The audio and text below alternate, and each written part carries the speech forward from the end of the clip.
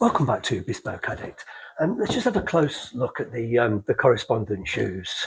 I shampooed with aerosol foam and started to stretch yesterday.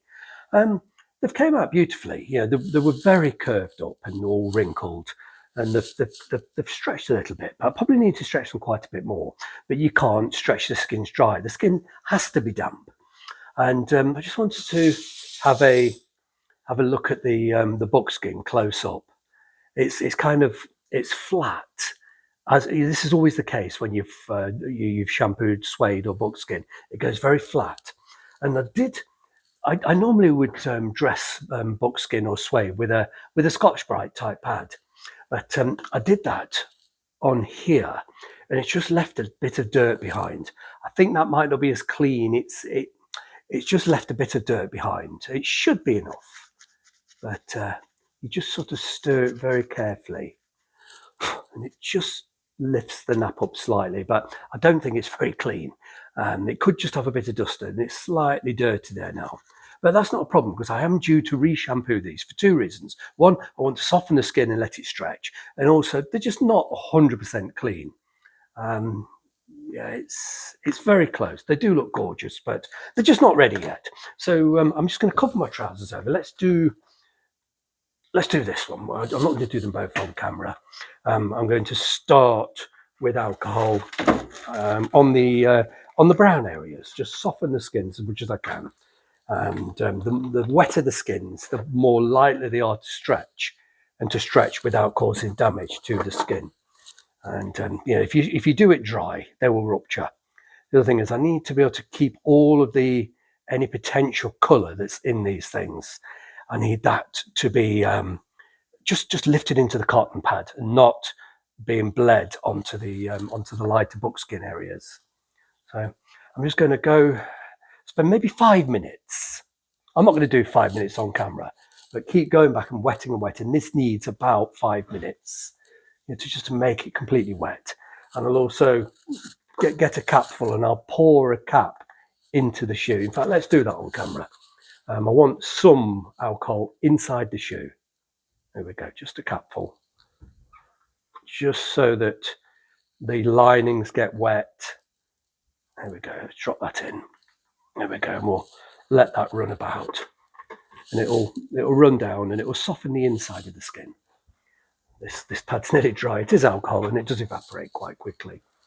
And then when I'm happy that the skins are completely saturated and there's no colour going to run onto the buckskin areas, I'll spray on the suede and buckskin cleaner and turn these cranks, give them another stretch.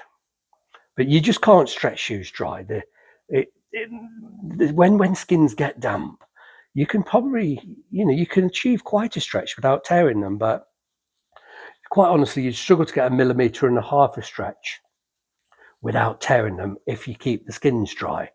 So you can see what's happening here. I'm just going over and over, just softening and softening these skins. And this is far from ideal. I'm just going to cover a few bits and pieces over with these towels, as this is not the place for doing this. Ideally, I'll be doing this on a wooden surface, because this is jolly messy. And I'm just going to use the aerosol. Just spray the aerosol onto the buckskin. There we go. There we go. It won't matter if it gets onto the brown as well. This contains alcohol, and yeah, as long as it's wet, that's the main thing. Just use my little toothbrush to stir it in. Really agitate the skin. Make sure the skin's saturated. It's saturated, and it'll be washing it. So the saturation will allow me to wash the skin. It's already pretty clean, but I want to turn the keys on the stretchers and give them a little bit more. So anyway, let me just give you a sense. I'm not going to do the whole thing on camera because it does take a good 10 minutes to get the skin saturated enough. But I'm just going to turn. You can possibly hear the thing creaking. I'm wearing a lapel mic. You might be able to hear the skins. Let me pull it up by my lapel. You might be able to hear it creak. Oof, I think that'll do, just 3 or 4 turns, and then I'm going to stretch the width. That's just stretch the length. I'm now going to do the width and the vamp. And this one will probably crackle. Oof, no creaking and crackling at this stage.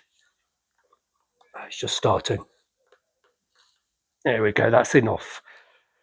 I need to go back to the alcohol, and the skins are not wet enough for applying great tension.